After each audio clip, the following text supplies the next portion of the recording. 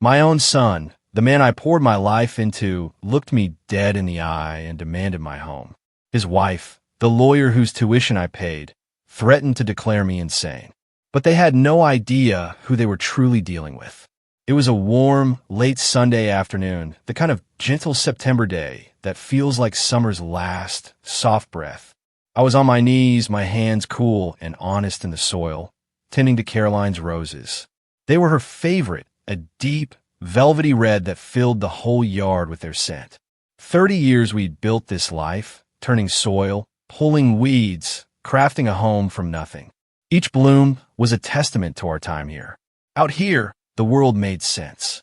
Then, a sound shattered the peace. The impatient crunch of expensive tires on my gravel driveway. I didn't need to look up to know whose silver German sedan it was, the kind that cost more than the first house Caroline and I ever bought. I slowly rose, wiping my hands on my trousers. Daniel, my son, and his wife, Amelia, were getting out. They weren't dressed for a casual Sunday visit. Daniel, in his crisp polo and tailored slacks, looked like he'd just left the country club. Amelia, in a sharp, dark pantsuit with her briefcase in hand, as if she'd come straight from a hostile negotiation. She was always dressed for battle. I just never thought I'd be her enemy. "Dad," Daniel said, "no warmth, just a clinical assessment. You shouldn't be doing that kind of work. You could fall." "I've been gardening for 40 years, Daniel. I think I know how to stand up," I replied, my voice flat. Amelia stepped forward, her expensive heels sinking slightly into the soft lawn. Her eyes swept over the property, not seeing the climbing roses or the ancient oak, but calculating square footage and property value. "Robert," she began, using my first name as she always did, a subtle power play to establish herself as an equal, not a daughter-in-law. "We need to talk about some logistical streamlining. The upkeep on a property this size for one person is, well, it's fiscally irresponsible." Fiscally irresponsible. The words hung in the air, cold and sharp. They had taken the sanctuary Caroline and I had built, the very essence of our life together, and reduced it to a line item on a spreadsheet. "The house is paid for, Amelia." "It has been for 20 years, I said, walking towards the stone patio, not inviting them inside. Daniel followed, placing a hand on my shoulder. His touch felt proprietary, like a doctor examining a patient without their consent. "Dad, it's not just about the money. We've been worried. We've noticed a certain cognitive latency in your recent calls. It's about mitigating risk factors. At your age, living alone," he let the sentence hang, the unspoken words, dementia, incompetence, helplessness, drifting in the air like poison. They were using their professions as weapons. She, the lawyer, spoke of assets. He, the doctor, spoke of ailments. Both were there to declare me obsolete. I looked at my son, at the man he had become. I saw the ghost of the little boy who used to help me in this very garden, his hands covered in mud, laughing as he tried to catch a worm. That boy was gone. In his place stood a stranger in expensive clothes, his face a mask of false concern. "Mom would have wanted you to be looked after," Daniel said, pressing his advantage, gesturing towards the roses. "She wouldn't want you clinging to the past like this. It's not healthy. She would have wanted you to be practical." That was the first crack, the moment the ground gave way beneath me, using her memory, Caroline's memory, as a tool to get what he wanted. A cold fury, quiet and deep, began to solidify in my chest. 4 or 5 years since she passed, I had endured the missed calls, the brief transactional visits, the subtle condescension. I had mistaken their neglect for busyness, their selfishness for ambition. I had been wrong. I finally looked them both in the eye. "What do you want?" Amelia's professional smile didn't reach her eyes. Daniel took a breath, as if preparing to deliver a difficult diagnosis. "We're moving in tomorrow, Dad," he said. "We've already arranged everything. We'll take the master suite upstairs, and you can have the guest room by the den. Amelia can manage the estate's finances, and I can keep a better eye on your health. It's for the best for everyone." The world fell silent. The buzzing of the bees, the distant hum of a lawnmower, it all faded away. All I could hear was the echo of his words. "We're moving in tomorrow." Not a request, not a discussion, a verdict. They had judged me, sentenced me, and were now here to execute the order. I let the silence stretch, watching them. They stood there expecting gratitude, or perhaps a token resistance they could easily overcome. They had planned for every contingency except one. They had forgotten who I was. My voice, when it came, was dangerously calm. No one, I said, enunciating each word with precision, is moving into this house. The shift in the atmosphere was immediate. Daniel's mask of concern flickered, revealing a flash of raw frustration. Amelia's smile vanished completely, replaced by a look of cold, hard calculation. This was the part of the negotiation she understood. Hostility. She didn't raise her voice. She didn't need to. She calmly placed her briefcase on the glass patio table, the click of the latches echoing in the quiet yard. She opened it and produced a sleek, leather-bound folder. She was no longer a daughter-in-law. She was a litigator in her courtroom. I was hoping we could handle this amicably. Robert, she said, her voice dropping to a low, menacing tone. But we are prepared for this outcome. She slid the folder across the table towards me. You may not be aware of the specifics of Massachusetts state law regarding conservatorship.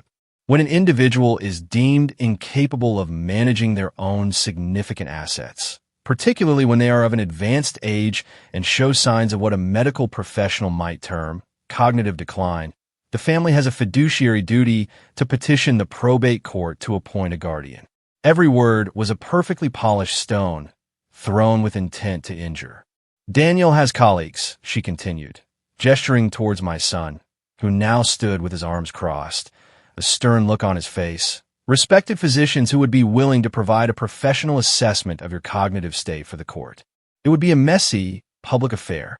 Your finances, your health records, all of it would become part of the court record. We don't want that. You don't want that. She opened the folder. Inside were 2 documents laid out side by side. This, she said, tapping the first paper, is a quitclaim deed. Your signature adds Daniel and me to the title of this house as joint owners. It's a simple, clean solution that protects the family's primary asset. Then her finger moved to the empty space next to it. And this space, she said, her voice like ice, is where you prevent us from having to file the conservatorship petition on Monday morning. The choice is yours. Voluntary cooperation or legal intervention. Either way, the outcome is the same. We will be here to manage things.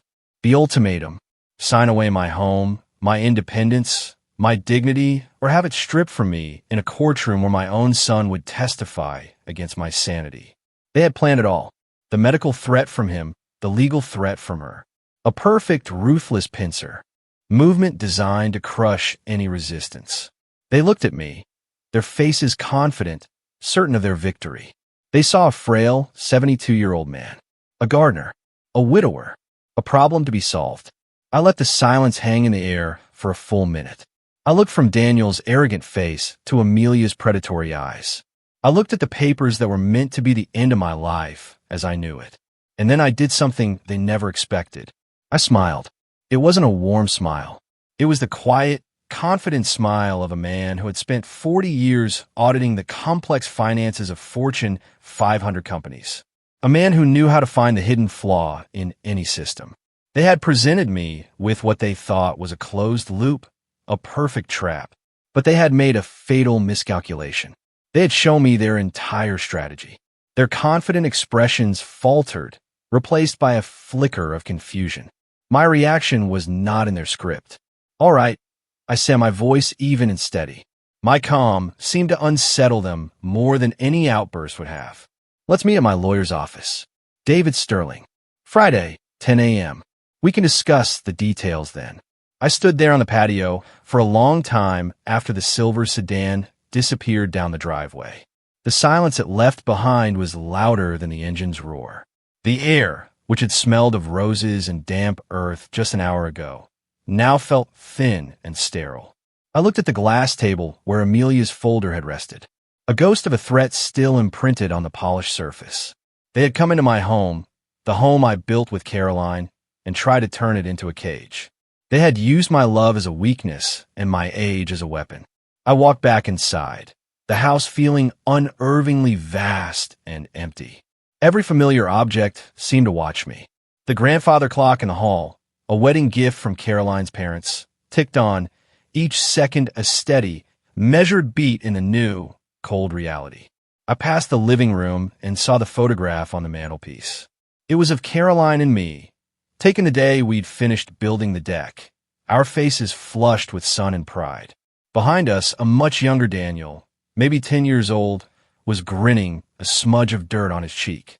For a moment, a wave of pure grief washed over me, so powerful it almost buckled my knees. It wasn't just grief for my wife. It was grief for the son I thought I had, the family I thought we were. But grief is a luxury, a warm blanket for a cold night. What I was feeling now was different. It was cold, hard, and clear, like a sheet of ice forming over a deep lake. I walked into my study, the one room in the house that was entirely mine, paneled in dark cherry wood, lined with books on history and finance. This was where I had managed our family's finances for 50 years, turning a modest salary into a small fortune through careful, patient investment. It was where I taught Daniel how to do his taxes, how to balance a checkbook. It was a room of logic, of cause and effect. I sat down in my worn leather chair, the one that still held the faint scent of Caroline's perfume from the throw blanket she kept on it. I didn't hesitate. I didn't rim my hands. I picked up the phone and dialed a number I knew by heart. It rang twice. David Sterling, the voice on the other end, was familiar, steady, a voice that had been my counsel and my friend for 40 years. "David," I said, "it's Robert." "Robert, good to hear from you." "How are the roses?" he asked, his tone warm and easy. "The roses are fine," I said, "but the sun is not." The warmth in his voice vanished, replaced by the sharp focus of a lawyer. "What happened?" I recounted the entire visit, my voice a monotone, reporting the facts as if I were delivering an audit report. I told him about their unannounced arrival, Amelia's talk of asset optimization, Daniel's pseudo-medical concern about my cognitive latency. I told him about the ultimatum, the quitclaim deed, or the conservatorship. When I finished, the silence on the other end of the line was heavy. Then came the explosion. "That ungrateful, arrogant little—" "He did what?" "After everything you've done for him? A conservatorship? I will tear that woman apart on the stand, Robert. I will make her regret ever passing the bar exam. We'll fight this. We'll get our own doctors. We'll get character witnesses. This is an outrage, an absolute—" "David," I said, my voice cutting through his righteous anger. It was the same tone I used in boardrooms when emotions were running high and facts were being ignored. He stopped mid-rant. "Stop. I appreciate the fire, my friend. I truly do. But right now, I don't need you to get angry." I paused, letting the weight of my next words settle. "I need you to get everything." There was another beat of silence as David shifted gears, the loyal friend stepping back, and the shrewd lawyer stepping forward. "Everything?" he asked, his voice now low and focused. "Define everything, Robert." "Start with the education files," I said. "All of them. Do you remember the tuition for Deerfield Academy? The 4 years at Yale for his undergrad? Pull the records for all of it. I want a number." "I remember," David said quietly. Caroline was so proud. She was, I agreed, a lump forming in my throat. I swallowed it down. This was not the time for sentiment. "Then I want the records for the down payment on his first condo in Beacon Hill. The 20% I gave him as a gift after he graduated. The one he sold 2 years later for double the price right before he met Amelia." "I have it," David confirmed. "It was a substantial gift." "It was," I said, "but there's one file in particular I need you to find. It's from the fall of 2005. It should be labeled DG Educational Loan." I could almost hear David frowning over the phone. "The med school tuition, Robert? I thought you paid for that outright. You told me it was a gift to give the boy a clean start." I leaned back in my chair, looking at the ceiling. "That's what I told Daniel. That's what I let him believe. But it was never a gift, David. You, and I know the truth. We drew up the papers together. Remember? An official intra-family loan agreement for $350,000. We set a modest interest rate for percent compounding annually. You notarized it yourself. It was ironclad." The line was silent as the implications of what I was saying sank in. I heard the shock in David's voice. My God, Robert, he finally breathed. I had forgotten. You never once mentioned it again. You just let it go. I let him forget. I corrected gently. I told him he could start paying it back in small increments once he was established as a surgeon. He got established. He started making $500,000 a year, then $750,000. But the payments never came. I never asked. I thought his success was payment enough. I thought my son's happiness was my return on investment. I let out a dry, humorless laugh. It appears I miscalculated the terms of that happiness. What do you want me to do? David asked, his voice now a blade. I want you to run the numbers, I said, my voice dropping to a near whisper. Calculate the total principal and accrued interest on that. Loan over the last 20 years. I want a precise, legally indefensible number, down to the last cent. Then I want you to compile a complete financial history of every significant monetary gift I have ever given him, from his first car to that loan for his first practice that was also forgotten. Consider done, David said. What's the next step? The next step, I said, looking out the window as the sun began to set, casting long shadows across the lawn, is to find me the best private investigator you know. Someone quiet, professional, and invisible. I have a strong suspicion that my son and his wife will be having a celebratory dinner tonight at a very expensive restaurant. They believe they've won.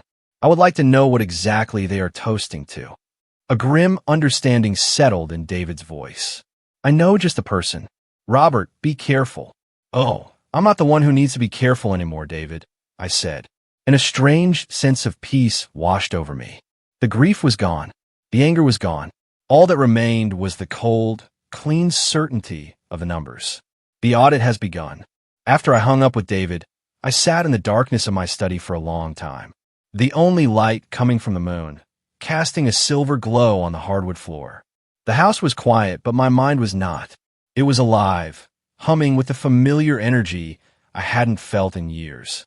The quiet fury had settled into a cold, clear purpose. The grief had been filed away. The auditor was back at his desk. I stood and walked not to my bedroom, but to the door that led to the basement. It creaked as it always did, a sound that Caroline used to say was the house groaning in its sleep. I flipped on the single bare bulb at the top of the stairs, illuminating the steep wooden steps that led down into the earth beneath our lives. The air that rose up to meet me was cool and dry, smelling of old paper, cedar, and time. Downstairs, it wasn't a typical basement, full of forgotten Christmas decorations and rusted tools. This was my real office. After I retired, I moved my professional life down here, unable to completely let go of the order and logic that had defined me.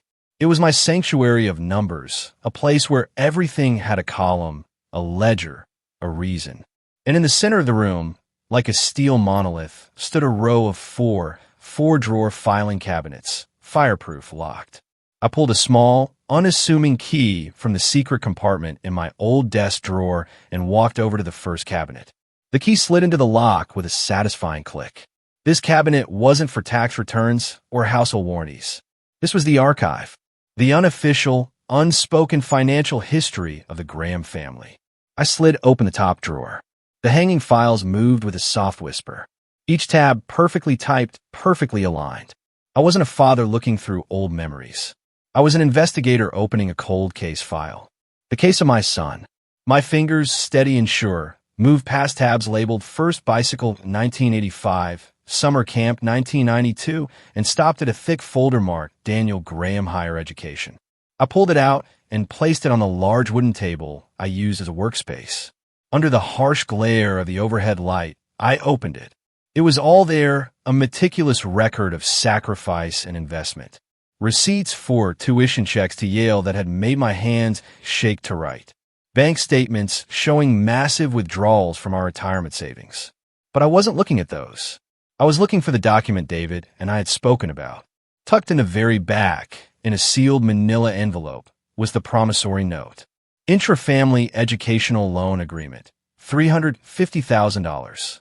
The signatures at the bottom were clear. Mine, strong and confident. David's, the flourish of a seasoned lawyer. And Daniel's, his was a quick, almost careless scrawl.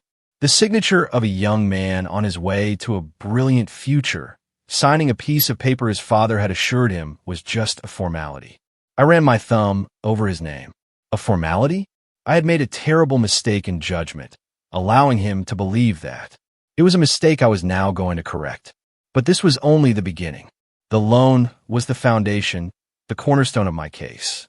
Now I needed to build the structure around it. For the next several hours I worked. I didn't feel tired. I didn't feel old. I felt a clarity of purpose that was like a jolt of adrenaline. I logged onto my old desktop computer, the one with the oversized monitor. The hum of the machine was a comforting sound. I still paid for premium access to the top financial databases and credit reporting agencies, a professional expense I never had the heart to cancel. It felt good to be using them again. I started with a simple credit search on Daniel and Amelia Graham. The results began to paint a very different picture from the one they presented to the world. I saw the mortgage on their luxury penthouse in Boston's Seaport District, an obscene number that made my eyes widen. I saw the loan for his Mercedes, the loan for her Tesla. I saw at least 6 high-limit credit cards, and the balances on every single one of them were staggering, pushed right to their limits. They weren't just living comfortably. They were living on a knife's edge of debt. I cross-referenced their address with public property records, and there it was, the first major crack in their facade, a second mortgage. They had taken out a home equity line of credit 6 months ago for the maximum allowable amount.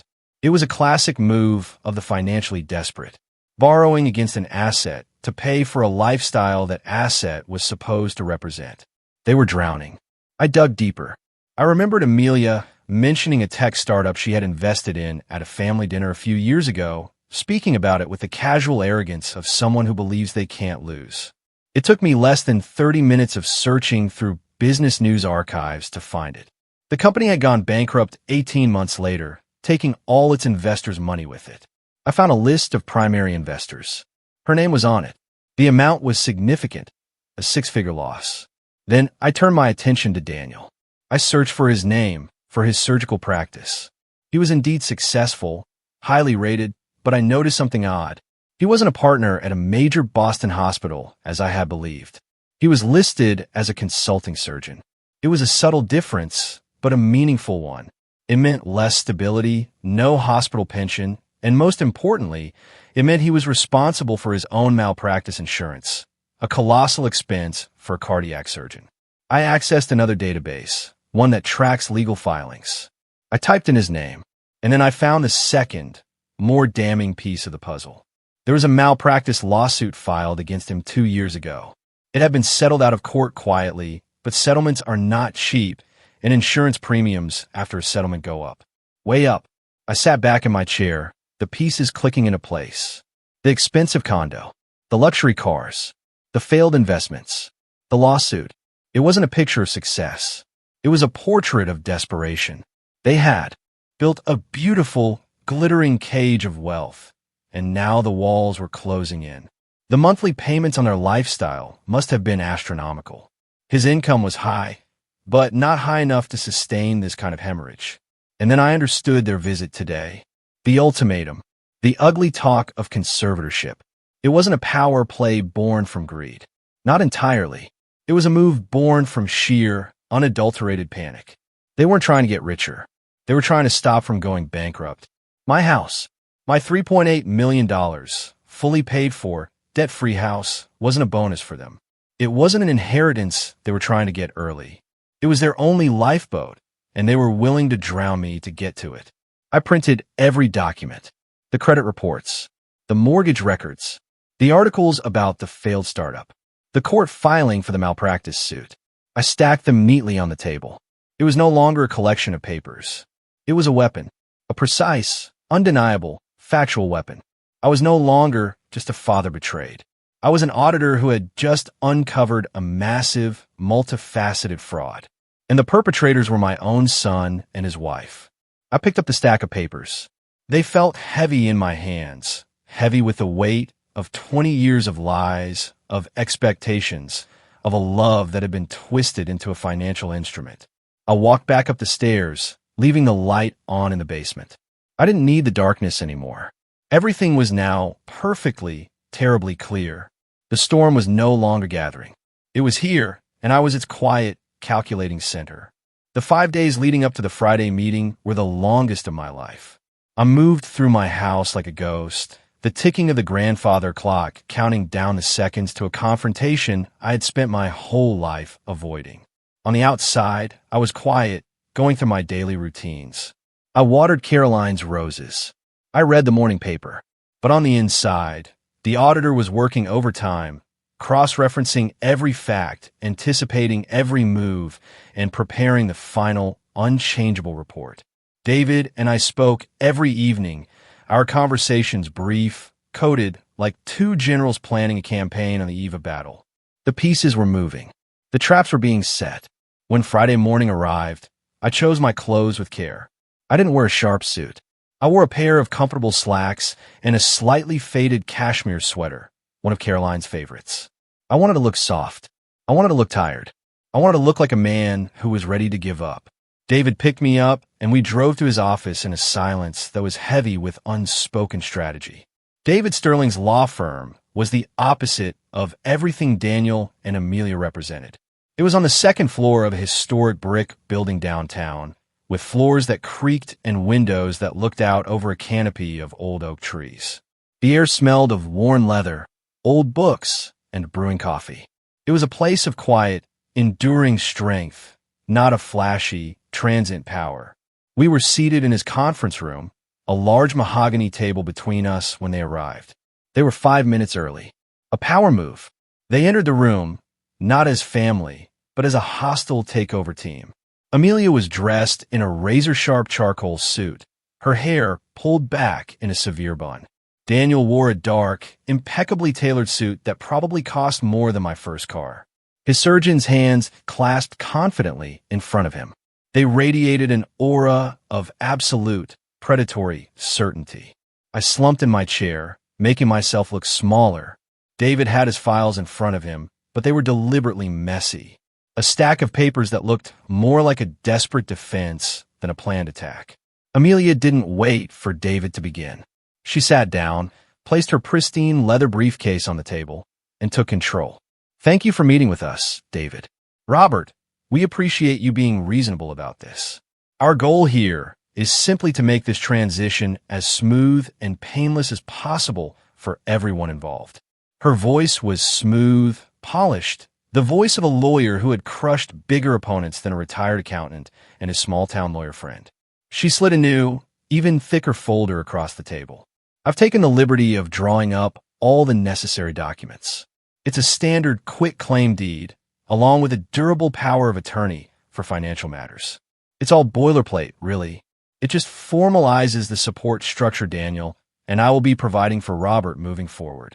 Daniel leaned forward, layering his false sincerity over her legal attack. "What Amelia is trying to say, Dad, is that we're doing this because we love you. We lie awake at night thinking about you in that big house all alone. What if you fell down the stairs? What if you had a medical emergency? This isn't about the house. It's about your safety. It's about our peace of mind." David adjusted his glasses, sighing as if the weight of the world was on his shoulders. He picked up one of Amelia's documents and squinted at it. "My client is perfectly capable of managing his own affairs. Amelia, this house is his primary residence, held in his name for over 40 years. You're asking him to irrevocably alter the title, to surrender a significant portion of his autonomy." He let his voice trail off, playing the part of an outmatched country lawyer perfectly. Amelia's smile was dismissive. "It's about protecting the asset for the entire family, David. Surely you can understand the concept of legacy preservation.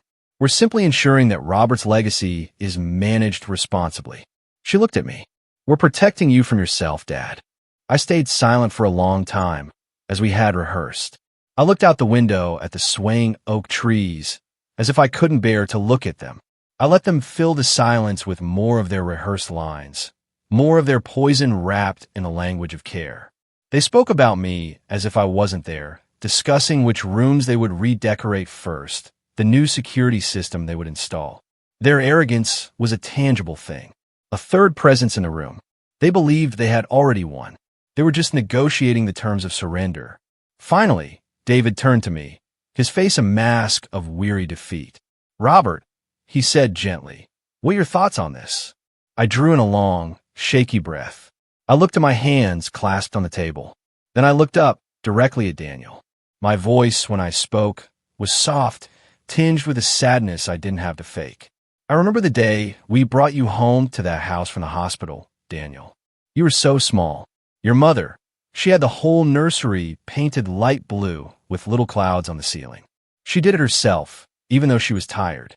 She said she wanted your first dreams to be in the sky." I saw a flicker of something in Daniel's eyes. Irritation. Impatience. He didn't want memories. He wanted his signature. "She loved that house." I continued, my voice growing thicker with emotion. "Every rose bush, every floorboard. She would have wanted you to be happy, to be secure."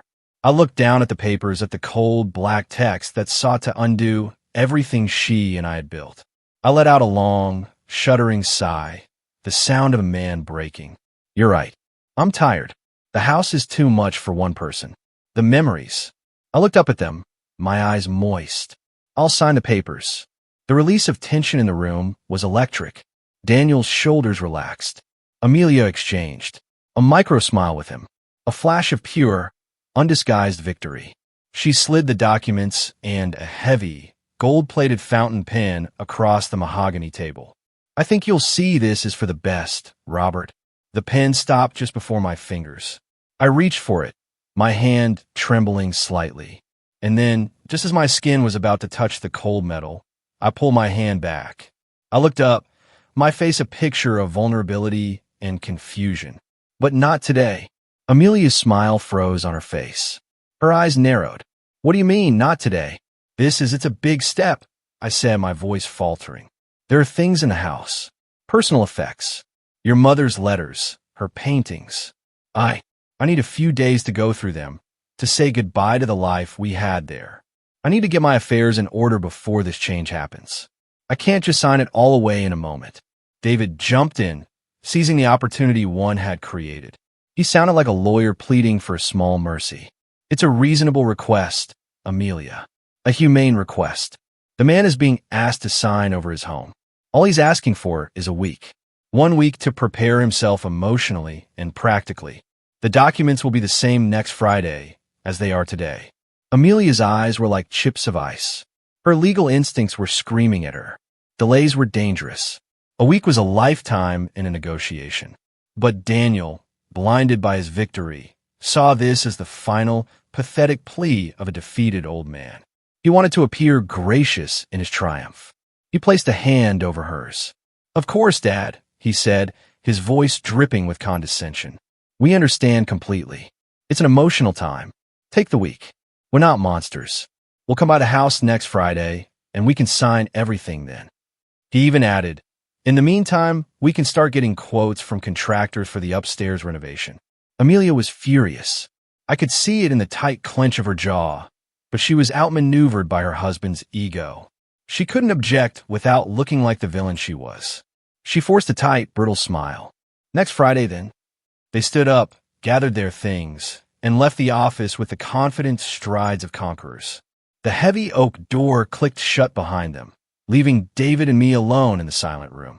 We didn't speak for a full minute. I watched the dust motes dance in the shaft of sunlight coming through the window. Then I slowly sat up straight in my chair. The slump in my shoulders disappeared. The weariness in my eyes evaporated, replaced by a focused, diamond-hard glint. David took the messy pile of papers in front of him, and with one smooth motion, squared them into a perfect, orderly stack. He looked at me, a slow grin spreading across his face. "Did they take the bait?" he asked. I picked up the heavy gold pen they had left on the table, feeling its weight in my hand. "Hook, line, and sinker," I said. "By the way, if you're still with me, make sure to hit subscribe. More unbelievable stories are coming." That very evening, the city of Boston glittered with the cold, hard light of a million ambitions. While I was in my quiet basement unearthing the truth of the past, my son and his wife were downtown celebrating their version of the future. They didn't know they were being watched. They didn't know that every word they spoke was being captured. Every triumphant laugh, recorded for posterity. David had been efficient. The private investigator he hired was a man named Peterson, a former detective with a talent for blending into the background. Peterson was sitting at the bar of a ridiculously expensive steakhouse, a place with dark wood, dim lighting, and waiters who moved like ghosts. He nursed a glass of club soda and looked at his phone, a perfect portrait of a bored businessman waiting for a client. But the phone was not idle. Its microphone was aimed at a corner booth 2 tables away, where Daniel and Amelia were raising their glasses. The first part of the recording Peterson sent me later that night was just the clinking of crystal. Then Amelia's voice, sharp and clear. To a smooth transition, she said, the words laced with victory. To finally getting what we deserved, Daniel replied, his voice thick with smug satisfaction. They drank. Peterson noted. It was a $90 bottle of champagne. I have to admit, Daniel said, a low chuckle in his voice. The old man almost had me with that performance today.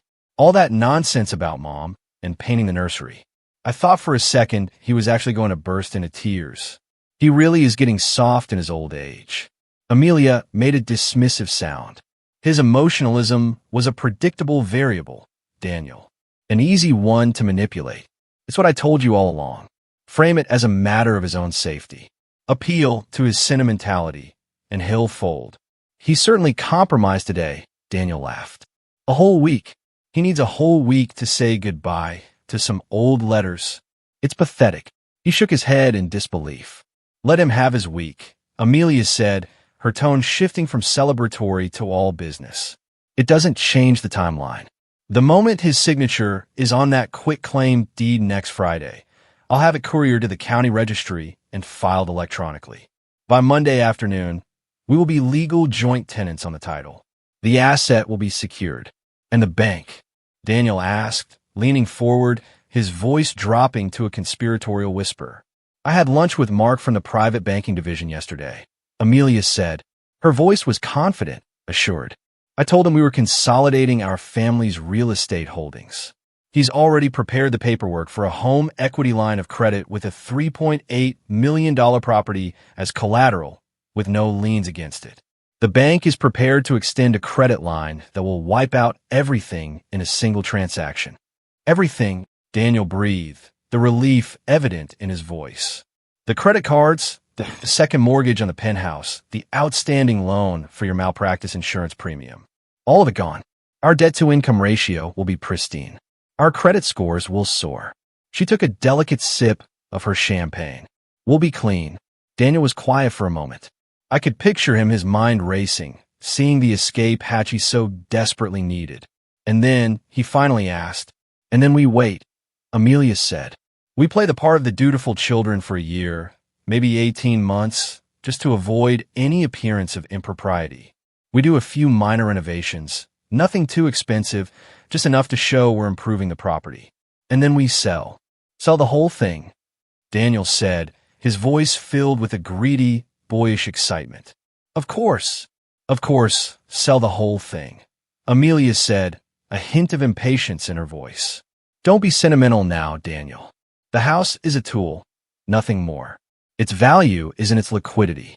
With the proceeds from that sale, after capital gains, we'll have more than enough seed money for the practice, Daniel said. My own practice, the Graham Surgical Institute. No more hospital boards, no more bureaucracy. My name on the building. And for my campaign, Amelia added smoothly. An exploratory committee for a state senate run requires significant initial funding. Amelia Graham for Senate. It has a certain authority, don't you think? They were quiet again, dreaming of the futures they were building on the ruins of my life. Then Daniel asked the question that sealed their fate. What about Dad? Once the house is sold, what will we do with him? Amelia's voice was utterly devoid of emotion.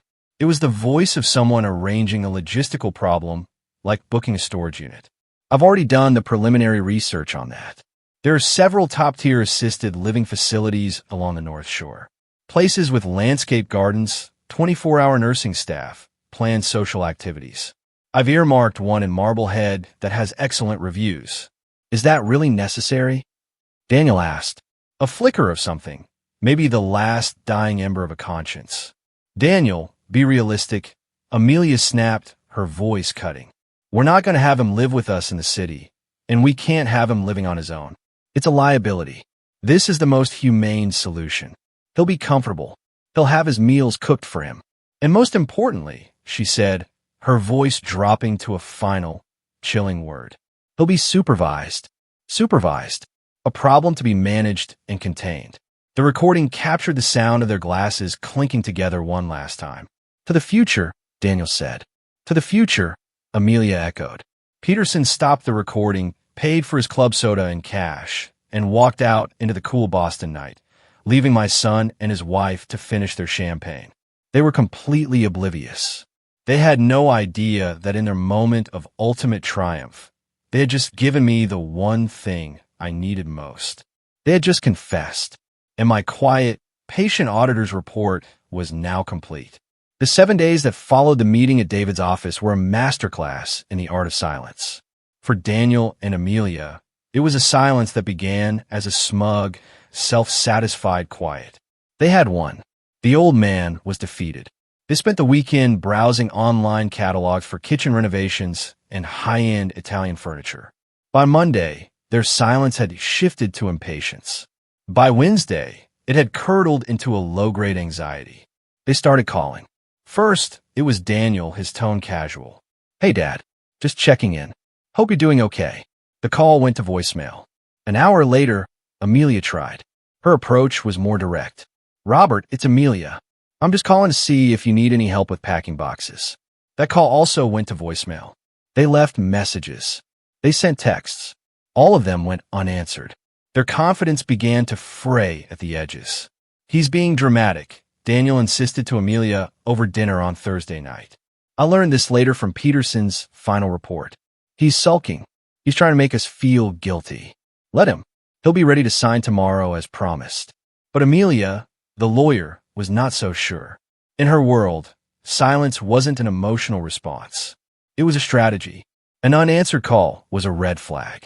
A week of total silence from an opponent you thought you had beaten was a siren. She couldn't put her finger on it, but a cold knot of unease was tightening in her stomach.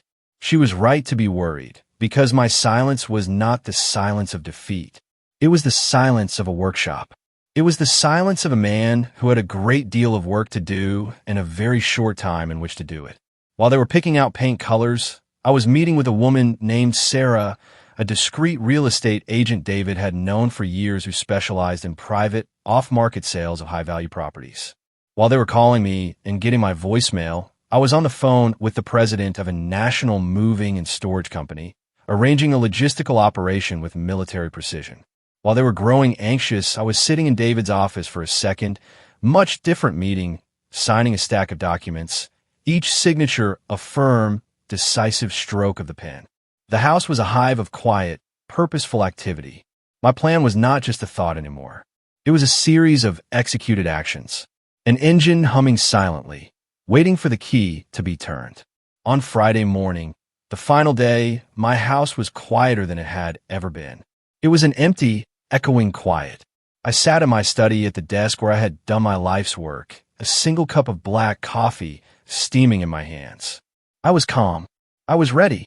At precisely 9:30 a.m., my phone buzzed on the polished wood of the desk. A text message from Daniel. The words glowed on the screen, a beacon of his impatience and arrogance. We're on our way. The movers are coming at noon. I read the message. I took a slow, deliberate sip of my coffee. The taste was rich and slightly bitter. I picked up the phone. My thumbs moved slowly, typing a reply. Each word was chosen with the care of an auditor finalizing a report that would change everything. Everything is ready for you, son. I've left an envelope for you on the mantelpiece. Read it before you unload anything. I hit send. The message disappeared into the ether. The trap was set. The key had been turned. All that was left was for them to walk through the open door and discover the room was not at all what they expected. The drive to the house was filled with a tense, triumphant energy. Daniel tapped his fingers on the steering wheel, a rhythm of impatient victory. Amelia was on her phone, confirming the arrival time of the moving truck with a crisp, efficient tone. They had waited a week, and in their minds, their prize was finally ready to be claimed. They turned onto my street, the familiar canopy of ancient maple trees shading the road. They were talking about the color they planned to paint the master bedroom when Daniel suddenly went silent. His foot slammed on the brake, the expensive sedan lurching to a halt in the middle of the road. Amelia looked up from her phone, an annoyed expression on her face. "What is it, Daniel?" And then she saw it. Planted firmly in the center of my perfectly manicured front lawn was a sign. It wasn't a cheap, flimsy thing. It was a handsome, darkwood sign from a high-end real estate firm, the kind that dealt in quiet, multi-million-dollar properties. And on that sign, in bold, blood-red letters, was a single impossible word: sold. For a moment, they just stared. The word didn't compute. It was a glitch in their reality. A piece of data that didn't fit their carefully constructed plan. "What is that?" Daniel whispered, his voice barely audible. That's not possible." Amelia was the first to react. The lawyer in her took over, searching for a logical explanation. "It's a mistake," she said, her voice tight. "Or it's a bluff. Some pathetic last-ditch attempt to scare us. He's trying to play games." She opened her car door, her movement stiff with a sudden cold anger. "Let's go. We're sticking to the plan." They walked up the stone path, their confident strides from the previous week gone, replaced by a sense of urgent dread. The house looked the same. The roses were still in bloom, but the sign on the lawn cast a dark shadow over everything. Daniel fumbled with his key, his hand shaking slightly. He finally got in the lock, turned it, and pushed the heavy oak door open. The echo of the door swinging open was the first thing that hit them. Their footsteps on the marble floor of the foyer, usually muffled by a thick Persian rug, now clicked and echoed through a vast, cavernous space. They stopped dead, their eyes wide with disbelief. The house was empty, completely, utterly empty. The rug was gone. The grandfather clock was gone. The portraits on the wall, the antique console table, the crystal chandelier, all of it had vanished. The air smelled not of lemon polish and old wood, but of industrial cleaning solution and fresh paint. The anonymous scent of a property that has been neutralized, stripped of all personality, all life. They walked slowly into the living room. Sunlight streamed through the huge, bare windows, illuminating a space that was no longer a home, but a hollow architectural shell. The scuff marks where the sofa had been. The faint outline on the wall, where Caroline's favorite painting used to hang. It was a crime scene of a life that had been erased. And then they saw it. In the center of the vast, empty room, sitting alone on the cold marble mantelpiece above the fireplace, was a single object, a thick, brown manila envelope. My handwriting was on the front, clear and steady. Daniel and Amelia Graham. They approached it like it was a bomb. Amelia, her face a pale mask of fury and confusion, snatched it from the mantelpiece. Her hands trembled as she tore open the flap. Daniel crowded behind her, looking over her shoulder. The first document she pulled out was a sheath of thick, official-looking papers. At the top, in bold lettering, were the words real estate sale and purchase agreement.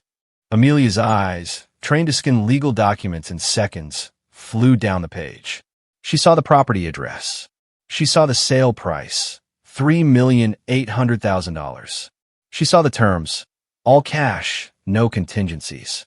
She saw the closing date, the day before, and she saw the buyer, an anonymous trust company she had never heard of. A choked, strangled sound escaped her throat. It's real," she whispered, the papers shaking in her hand. "He sold it. He actually sold it." Daniel grabbed the contract from her, his face ashen. He stared at the signature line, at my familiar, unwavering signature. The house was gone. Their lifeboat. Their prize. Their future. It had vanished into thin air. But there was more in the envelope. Beneath the sale contract was another document. This one was different. It was a formal legal notice from David Sterling's law firm. Daniel's eyes scanned the first few lines, a look of utter confusion on his face. "What is this? DG educational loan? Some kind of joke?" Amelia ripped the paper from his hand. Her legal mind understood instantly. She saw the date, 2005. She saw the principal amount, $350,000. And then she saw the meticulously calculated table below it, showing 20 years of 4% compounding interest. Her finger traced along the bottom line, the final, terrifying number. "Oh my God," she breathed, all the air leaving her lungs. "It's the med school tuition." It wasn't a gift. It was a loan. She looked at Daniel, her eyes wide with horror. "Daniel, he's calling the loan with interest. We owe him. We owe him nearly $700,000. The foundation of their world had just collapsed. They hadn't just lost a $3.8 million asset. They had just inherited a debt the size of a mortgage. And still, there was more. The next item was not a legal document. It was a simple typed transcript. As they read the first few lines, the last traces of color drained from their faces. "Daniel, the old man almost had me with that performance today. All that nonsense about mom and painting the nursery. Amelia, his emotionalism was a predictable variable. Daniel, an easy one to manipulate." They were reading their own words. Their smug, celebratory conversation from the steakhouse, laid bare in cold, black ink. They read about their plans to take out a line of credit. They read about selling the house in 18 months. They read about Daniel's new practice and Amelia's run for the state senate. And then they read the final, damning lines. "Daniel, what about Dad once the house is sold? What do we do with him? Amelia, I've already researched some of the top-tier assisted living facilities. He'll be comfortable. And most importantly, he'll be supervised." Shame, hot and absolute, washed over them. They looked at each other, but they weren't husband and wife anymore. They were two co-conspirators, their darkest, most secret thoughts exposed to the light. They had been caught, utterly and completely. The last thing in the envelope was a single, small piece of notepaper. It was my personal stationery, the kind with my initial embossed at the top. On it was a short, handwritten note. "Daniel and Amelia, you wanted the house. I sold it. You wanted to manage my assets. I have protected them. This is not an act of anger. This is a final audit. Good luck with your debts. Robert." That was it. No long, emotional diatribe. No accusations. Just the cold, clean finality of a ledger being closed. Amelia's hands, the hands of a lawyer who had held the fates of corporations, began to tremble uncontrollably. The papers, the contract, the loan demand, the transcript of her own damning words, slipped from her grasp. They fluttered down, scattering across the clean, empty floor at her feet. She stared at the mess, her perfect, controlled world shattered into 1,000 pieces. Daniel stumbled backwards, his legs unable to support him. He bumped into a wall where a family portrait used to hang, then slid down to the floor, collapsing in a heap. He sat there in the middle of the vast, empty room, surrounded by the echoes of his own greed. He looked at the scattered papers. He looked at his wife, who stood frozen in horror, and he finally understood. He had not been dealing with a tired, sentimental old man. He had been in a battle of wits with a master auditor, a man who had seen the fraud, gathered the evidence, and executed a judgment that was as swift as it was absolute. They had lost, not just the house, not just the money. They had lost everything. And the only sound in the enormous, silent room was the sound of my son, a brilliant cardiac surgeon, beginning to weep like a lost and broken child. The air here is different. It's warm, and it tastes of salt and new beginnings. I'm sitting on the balcony of a penthouse apartment in San Diego, a place I chose not for its size, but for the size of its view. The Pacific Ocean stretches out before me, a vast, blue canvas of endless possibility. The ghosts of the old house don't live here. The silence here is not an absence. It is a presence. It is peace. My laptop is open on the small table in front of me. On the screen is David Sterling's face, smiling, his familiar office with its creaking floors and oak trees in the background. We're not talking about lawsuits or ultimatums anymore. We're talking about the future. The final paperwork is ready. Robert, he says, holding up a document. The Caroline Graham Scholarship Fund is officially endowed. $3 million. It's one of the largest single donations the university has ever received. I look at his face on the screen, my oldest and truest friend. She would have liked that. I say, my voice steady. She always believed in education, not just as a way to get a job, but as a way to build a soul. It's going to help a lot of deserving young people, David says. It's designated specifically for students in medicine and law who demonstrate financial need and a commitment to public service. I nod, looking out at the endless blue of the ocean. His mother, I say quietly, and I know David understands who I mean. She would have wanted her money to be used to create doctors and lawyers with hearts, not just ones who only know the numbers. We finish our business, and David signs off with a warm goodbye. I close the laptop, and the screen goes dark. I am alone now, but I'm not lonely. The rage is gone. The need for victory is gone. They have been replaced by a quiet, settled calm. I have not destroyed my son. I have simply presented him with a bill for his own choices. The audit is complete. The books are balanced. On the table next to my laptop is a small silver frame. It holds my favorite picture of Caroline. She's laughing, her head tilted back, the sun catching the light in her hair. It was taken on this very coast many years ago, on a vacation where we dreamed of one day retiring to the warmth. I pick up my cup of tea. I look at her smiling face, and for the first time in a long, long time, I smile back. A real smile. It's the smile of a man who is free, a man whose dignity is his own again. The order has been restored. The true legacy has been protected. The game is over, and I have won. What would you have done if your own children try to take everything from you? Let me know your thoughts in the comments below. I read every single one.